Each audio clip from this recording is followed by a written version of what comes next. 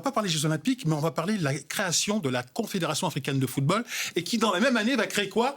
La CAN, qui est la Coupe d'Afrique des Nations. Il y a 4 pays. Il y a le Soudan, l'Égypte, l'Éthiopie et l'Afrique du Sud. L'Afrique du Sud qui a 4 fédérations. Fédération de blanc, blanc, métis, indien. Oui, et qu'est-ce qu'ils ont voient? Ils ont remis sur l'équipe de blanc. Ouais. Mais sauf que les 3 autres pays vont dire c'est impossible ça. Et il va se passer quelque chose de fondateur et de fondamental. Bien avant le CIO, bien avant la FIFA, eh bien la Confédération africaine de football va exclure l'Afrique du Sud. Mais ce qui est intéressant, c'est que ce combat contre l'apartheid, c'est ce qui va structurer en fait toute la politique sportive africaine.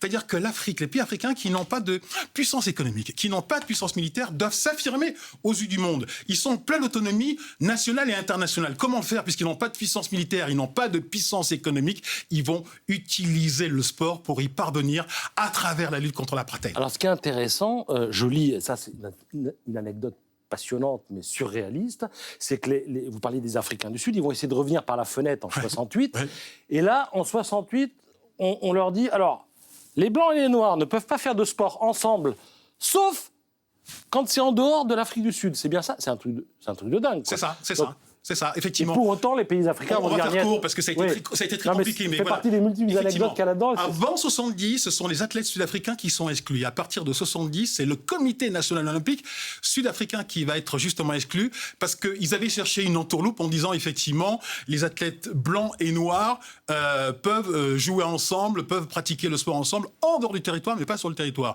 Et là, on a dit non, stop. Et c'est là où ils ont été exclus. Et en fait, le Comité olympique national sud-africain reviendra à la libération de Mandela, et notamment aux Jeux Olympiques de 92, mais ça c'est une autre histoire, si vous avez 4 heures on pourra en parler.